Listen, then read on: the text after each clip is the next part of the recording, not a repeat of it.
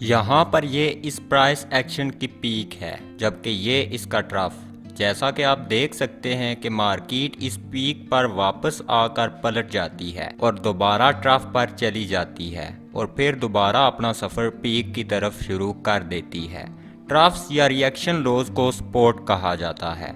Support की term खुद को खुद एक्सप्लेन कर देती है और ये इंडिकेट करती है कि सपोर्ट एक चार्ट पर एक ऐसा लेवल या एरिया होता है जहां पर मार्केट में बाइंग इंटरेस्ट सेलिंग इंटरेस्ट से बढ़ जाता है। दूसरे लफ्जों में बायर्स मार्केट में आना शुरू हो जाते हैं और सेलर्स कम होना शुरू हो जाते हैं, जिसके नतीजे में प्राइसेस में मजीद कमी बंद हो जाती है और प्राइसेस इस एरिया से बढ़ना शुरू कर देती हैं। रेजिस्टेंस सपोर्ट के बिल्कुल बरअक्स है और एक ऐसे प्राइस लेवल या एरिया को रिप्रेजेंट करती है जहां पर मार्केट में सेलिंग प्रेशर बाइंग प्रेशर से ज्यादा बढ़ जाता है, जो कि प्राइस में तेजी को रोक देता है और प्राइस गिरना शुरू हो जाती है। क्या आप जानते हैं सपोर्ट और रेजिस्टेंस के पीछे की साइकोलॉजी क्या है?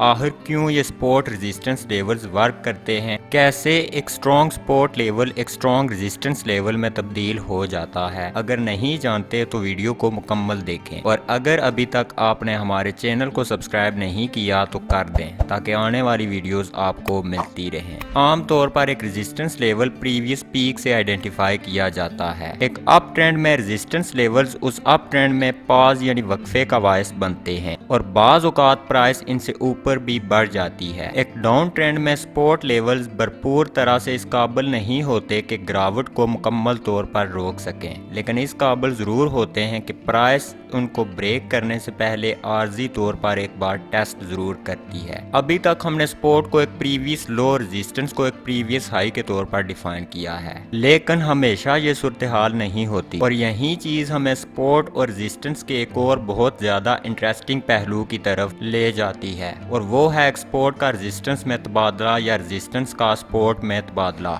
जब कभी एक सपोर्ट या रेजिस्टेंस लेवल बहुत ज़्यादा वॉल्यूम के साथ टूट जाता है तो वो अपना किरदार सपोर्ट या रेजिस्टेंस के तौर पर तब्दील कर लेता है। यानी अगर सपोर्ट बहुत ज़्यादा वॉल्यूम के साथ टूट जाती है तो वो रेजिस्टेंस बन जाती है, उसका किरदार तब्दील हो जाता है, लेकिन एरिया वही होता है। इसी तरह जब एक रेजिस्टेंस बहुत ज़्यादा वॉल्यूम के साथ टूट जाती है तो वो सपोर्ट में तब्दील हो जाती है। एरिया वही है, लेकिन अब ये लेवल सपोर्ट का किरदार अदा कर रहा है। लेकिन ऐसा होता क्यों है? इसको समझने के लिए हमें सपोर्ट या रेजिस्टेंस लेवल के क्रिएट होने के पीछे की साइकोलॉजी को समझना पड़ेगा। इसको समझने के लिए हम मार्केट पार्टिसिपेंट्स को 3 कैटेगरीज में तकसीम करते हैं। लॉन्ग्स यानी बायर्स, शॉर्ट यानी सेलर्स और अनकमिटेड। लॉन्ग्स या बायर्स वो पार्टिसिपेंट्स हैं जिन्होंने पहले ही कॉन्ट्रैक्ट्स खरीद लिए हैं। शॉर्ट्स वो हैं जिन्होंने पहले मार्केट की सेल साइड लेने का फैसला किया हुआ है क्योंकि उनको लगता है कि मार्केट नीचे जाएगी। अनकमिटेड वो हैं जिनको शायद पहले ही मार्केट बाहर निकाल चुकी है या फिर उन्होंने अभी तक फैसला नहीं किया कि वो किस साइड जाना चाहते हैं। फर्ज करते हैं कि मार्केट ने एक्सपोर्ट एरिया से ऊपर बढ़ना शुरू कर दिया है, जहां पर कुछ देर से प्राइसेस फ्लक्चुएट कर रही थी। लॉन्ग्स यानी बायर्स जिन्होंने सपोर्ट लेवल पर बाइंग कर ली वो खुश होंगे, लेकिन उनको पछतावा भी होगा कि उन्होंने और क्यों नहीं खरीदा। अगर मार्केट दोबारा सपोर्ट एरिया के पास जाती है तो वो उसको एक अपॉर्चुनिटी समझकर दोबारा मजीद बाइंग करेंगे।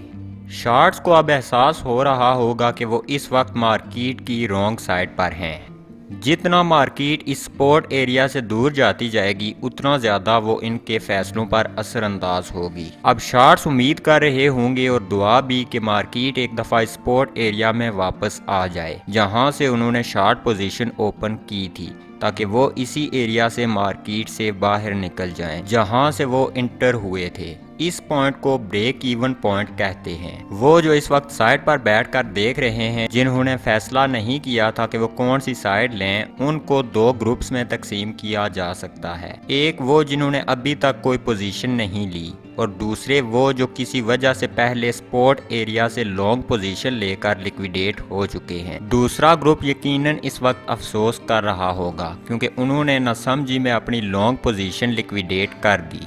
और अब इस उम्मीद में होंगे कि इनको एक चांस मिल जाए और वहां से एक लॉन्ग पोजीशन ले लें जहां पर वो मार्केट से निकले थे। आखिरी ग्रुप जो फैसला नहीं कर सका था कि कौन सी साइड ले, अब उनको एहसास हो चुका है कि प्राइसेस बढ़ रही हैं और अगली बाइंग अपॉर्चुनिटी मिलने पर उनको मार्केट की लॉन्ग साइड लेनी चाहिए। अब चारों ग्रुप्स इस फैसले पर पहुंच चुके हैं कि उनको अगली डिप बाय करनी चाहिए। इस तरह इस खास स्पोर्ट लेवल पर बहुत ज़्यादा बाइंग इंटरेस्ट डेवलप हो जाता है। अगर प्राइस इस सपोर्ट एरिया में वापस आती है तो चारों ग्रुप्स की तरफ से ये नया बाइंग इंटरेस्ट प्राइसेस को पुश करके दोबारा ऊपर धकेल देता है। जितनी ज़्यादा ट्रेडिंग इस सपोर्ट एरिया पर होती है उतना ही वो एरिया अहम बन जाता है। किसी भी सपोर्ट या रेजिस्टेंस एरिया में ट्रेडिंग अमाउंट को डिटरमिन करने के 3 तरीके होते हैं। पहला, इस एरिया में प्राइस ने कितना वक्त गुजारा, दूसरा वॉल्यूम और तीसरा इस एरिया पर ट्रेडिंग हुए कितना वक्त हुआ है। जितने ज़्यादा टाइम पीरियड के लिए प्राइस एक सपोर्ट या रेजिस्टेंस लेवल पर ट्रेड करती है वो एरिया उतना अहम हो जाता है। मिसाल के तौर पर अगर प्राइस एक कंजेस्शन एरिया में 3 हफ्तों तक साइडवेज ट्रेड करने के बाद वहां से ऊपर मूव कर जाती है तो वो एरिया उस एरिया से कहीं ज़्यादा अहम हो जाता है जहां पर 2-3 दिन रुकने के बाद प्राइस ऊपर मूव कर जाती है। वॉल्यूम, सपोर्ट और रेजिस्टेंस लेवल की अहमियत को जांचने का एक और बेहतरीन तरीका है। अगर एक सपोर्ट लेवल हैवी वॉल्यूम के साथ बनता है तो इसका मतलब है कि वहां पर बहुत बड़े पैमाने पर बाइंग हुई है, इसलिए वो लेवल उस लेवल से कहीं ज़्यादा अहमियत रखता है जहां पर बड़े पैमाने पर वॉल्यूम नहीं आता।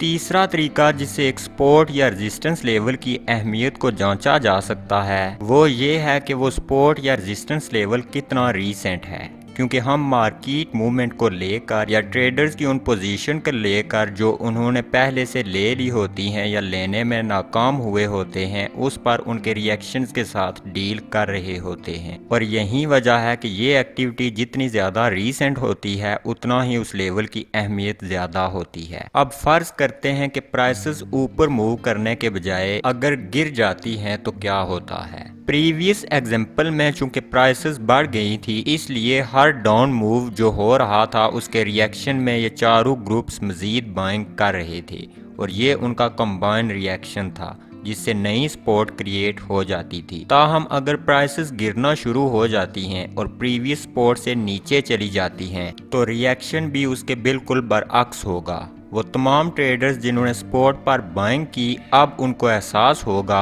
कि उन्होंने गलती की। पहले जिस तरह सपोर्ट लेवल पर बाइंग आर्डर्स लगे हुए थे अब उनकी जगह यहाँ पर सेल आर्डर्स प्लेस हो रहे होंगे। इस तरह जो लेवल पहले एक स्ट्रॉन्ग सपोर्ट का किरदार अदा कर रहा था अब एक स्ट्रॉन्ग रेजिस्टेंस का किरदार अदा करेगा।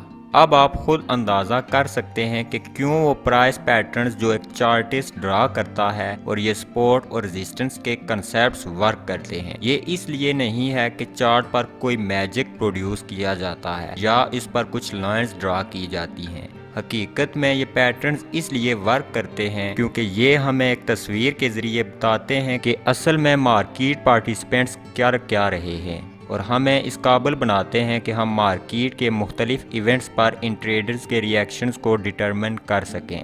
चार्ट एनालिसिस असल में इंसानी नफ्सियात और मार्केट के बदलते हुए हालात पर ट्रेडर्स के रद्द अमल का इल्म है। बदकिस्मती से चूँकि हम फाइनेंशियल मार्केट्स की एक तेज़ तरीन दुनिया में रह रहे हैं इसलिए हम चार्ट की इस्तिलाहात और शॉर्टकट एक्सप्रेशंस पर बहुत ज़्यादा इन्हिसार करते हैं जो इन बुनियादी कुतू को नज़रअंदाज कर देते हैं जो असल में चार्ट पर एक तस्वीर की सूरत में हमें अहम तरीन मालूमात दे रही होती हैं। ऐसी बहुत सी सही नफ्सियाती वजूहात हैं जिनसे हमें पता चलता है कि क्यों चार्ट पर सपोर्ट और रेजिस्टेंस लेवल्स आइडेंटिफाई किए जा सकते हैं और क्यों ये सपोर्ट और रेजिस्टेंस लेवल्स हमें मार्केट की मूवमेंट की पेशनगोई करने में मदद दे सकते हैं। अगर आपने कुछ नया सीखा तो वीडियो को लाइक कर दें और चैनल को सब्सक्राइब कर दें।